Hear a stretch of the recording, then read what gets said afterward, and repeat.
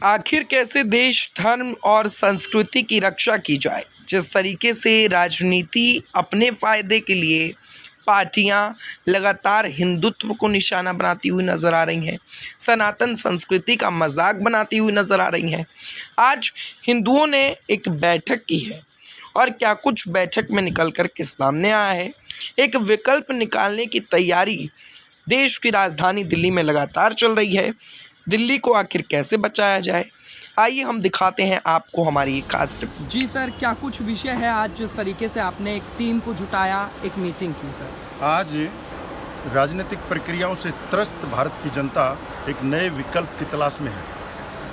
तो आज 100 संगठनों के लोग यहाँ एकत्रित हुए, जिसमें योगेंद्र माथुर जी रोहिणी से पहुँचे, तपस्वी परिवार से। और भारत का सबसे बड़ा गैर राजनीतिक संगठन जय हिंद मंच, जिसका मैं संस्थापक और राष्ट्रीय अध्यक्ष सुरेश इसको रिप्रेजेंट कर रहा था।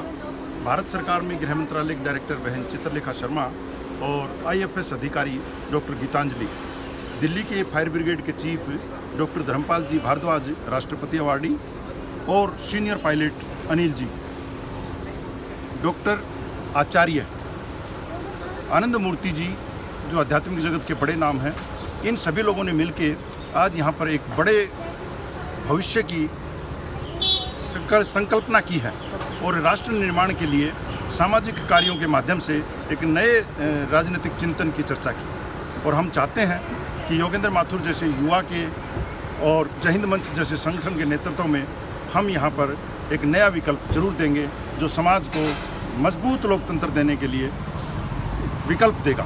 क्यों? क्योंकि सुप्रीम कोर्ट में लड़ाई लड़ने वाले सिमरन गुप्ता जी जैसे शहीद के बेटे की आवाज़ बनने के लिए और उसको बैकअप देने के लिए एक बड़े संगठन की आवश्यकता है और एक बड़े समूह की आवश्यकता है। आज ये वही जय हिंद मंच एक नए विकल्प के लिए, ये तपस्वी परिवार, योगेंद्र माथुर जी की टीम, ये एक नए विकल्प के लिए हुंकार भर रही है और सामाजिक कामों को आगे बढ़ा रही है। ऐसे में सर, जनता को क्या कुछ संदेश आप अंत में देना चाहेंगे? जनता को ये संदेश है कि जाति, धर्म, क्षेत्र, गोत्र और दल बाद में देश पहले होना चाहिए। और अगर देश पहले होगा तो आप काबिलियत के आधार पर जनप्रतिनिधि चुनेंगे। जब तक काबिलियत के आधार पर जनप्रतिनिधि नहीं चुनेंगे, तब तक ऐसे ही सड़ी गली राजनीतिक व्यवस्था और ऐसे ही सड़े गले लोग आपके नेता बनेंगे और विधानसभाओं और लोकसभा में इसी तरीके से कूड़ा करकट इकट्ठा होता रहेगा, जिसका विरोध करने के लिए नागरिकों को जागरूक होना पड़ेगा। धन्यवाद। मेरे व्यक्तिगत विचार और सामूहिक विचार एक ही निर्णय पर पहुँचे हैं कि दिल्ली की तराई मचा रही जनता के सामने एक राजनीतिक विकल्प लेकर चला जाए, जिस सच्चाई, ईमानदारी और सेवा का नाम लेकर अन्ना हजारे जैसे एक सभ्य वरिष्ठ आंदोलनकारी का आंदोलन कैप्चर करके, जैसे दिल्ली की सत्ता केजरीवाल ने कब्जा ली है, तो उसको अब हटने का वक्त आ गया। 3 बार शीला दीक्षित ने शपथ ली थी सीएम बनने की, 3 बार इसने ली थी।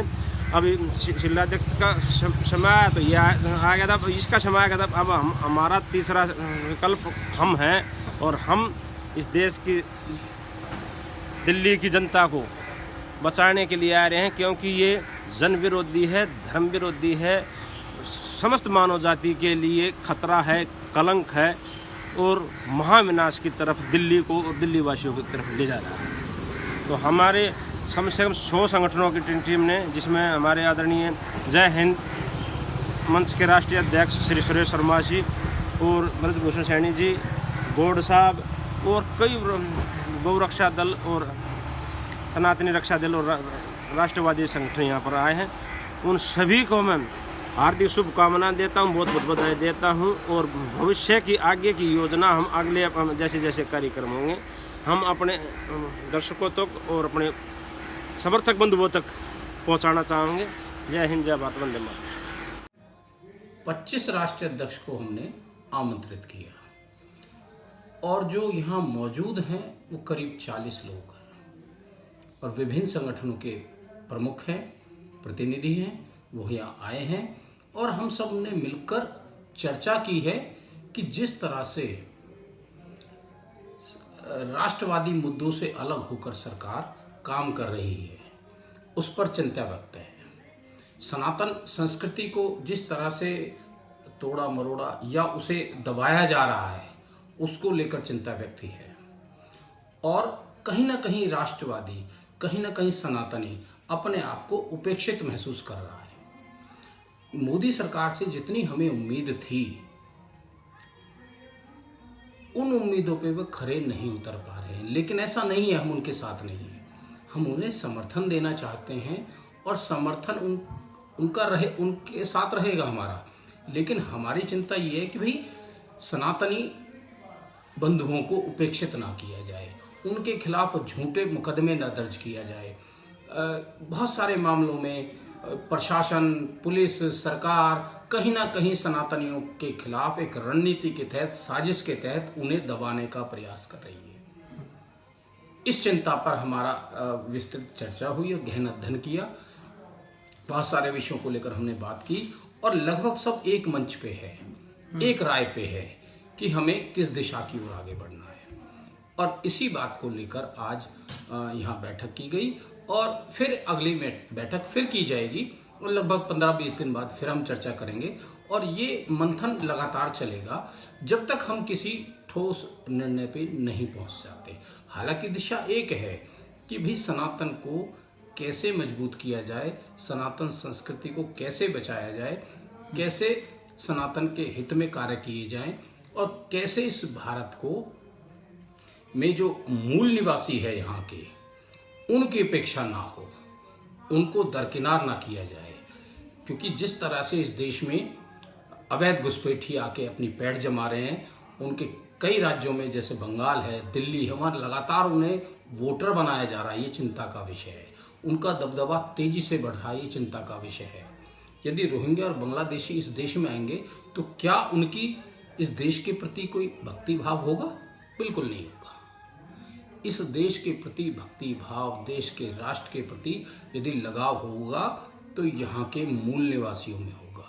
और मूल निवासियों की ये चिंता है कि अपने राष्ट्र को सुरक्षित किया जाए, अपने राष्ट्र के लोगों को सुरक्षित किया जाए और इस देश को मजबूत राष्ट्र के रूप में हम आगे बढ़ें और भारत विश्व गुरु बने। ऐसी उम्मीद के साथ ही हम लोग चर्चा कर रहे हैं और बहुत सटीक हम पहुंचे हैं उस निर्णय तक कि आगे किस तरह की गतिविधियां हमें बढ़ानी है।